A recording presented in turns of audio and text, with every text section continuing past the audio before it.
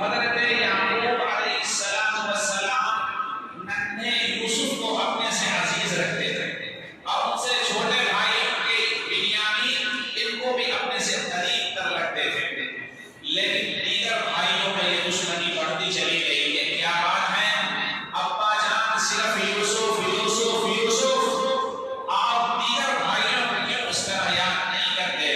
لہذا سب نے تدبیر کی اور یہ فیصلہ ہوا کہ اب ابا سے ان کو دور کر دیا جائے۔ لہذا سب کے سب آئے اور کہا کہ ان کو لے جانے دیجیے ہمیں جنگل میں، وہاں کھیلے گا کودے گا،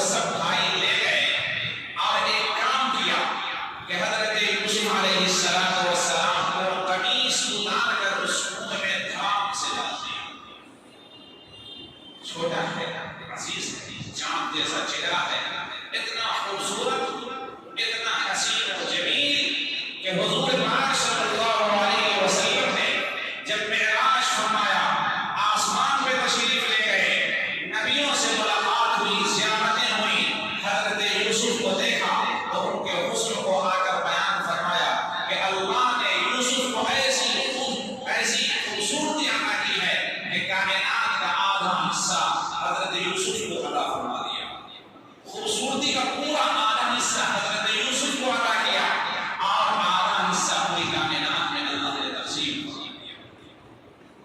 ان بھائیوں کو اس زندگی پر اس محبت نے جو باپ اور بیٹے کے درمیان بھی آمادہ کر دیا اور ننھے یوسف کو کنویں میں ڈال دیا۔ حضرت ابراہیم علیہ السلام جو ان سب کے دادا اور ابا ہوئے، آپ غور کیجئے کہ جب ان کو آگ میں ڈالا گیا تھا تو بعض مفسرین نے اس کا ذکر کیا ہے کہ اللہ تبارک و تعالی نے آسمان سے فرشتے جبریل امین کو ایک جنتی لباس دے کر بھیجا۔ جب دشمنوں نے ان کو آگ میں پھینکا، اسی دوران حضرت جبریل نے حضرت ابراہیم خلیل اللہ کو جنتی لباس بنا دیا۔ جب وہ اس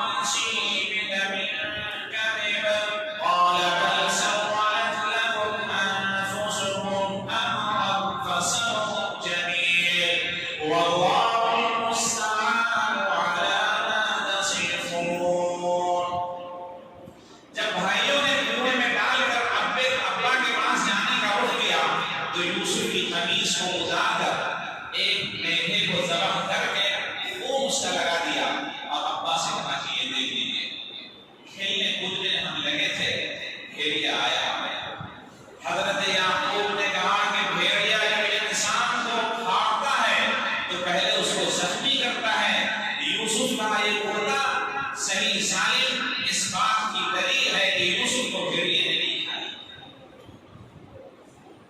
وجاءت سيارة فأرسلوا واردهم فأدلى دلوه. قافلہ گزر رہا تھا، دلوہ ڈول کو ڈال دیا اس نے، پانی کی تلاش تھی. قال يا بشرى هذا غلام. خوشی کے مارے لکھا ہے مفسرین نے کہ اللہ تبارک و تعالی نے فرشتے کو بھیج کر حضرت یوسف کو وہاں سے اٹھا کر ڈول پہ بھیجا. اور جب ڈول کی رسی کھینچی گئی تو قال یا بشرى هذا غلام. اے خوشخبری، یہ تو خوبصورت حسین و جمیل لڑکا ہے. وَأَسَرُّوا بِضَاعَةً وَاللَّهُ عَلِيمٌ بِمَا يَعْمَلُونَ. وَشَرَوْهُ بِثَمَنٍ بَخْسٍ دَرَاهِمَ مَعْدُودَةٍ وَكَانُوا فِيهِ مِنَ الزَّاهِدِينَ. وہاں سے لے کر چلے نخاس، مصر کے نخاس میں پہنچ گئے. ہر اسلامی ممالک میں ایک بازار ہوتی ہے، اس کا نام نخاس ہوتا ہے. اکثر لوگ نخاس اپنے یہاں بھی نخاس ہے جانتے نہیں ہوں گے.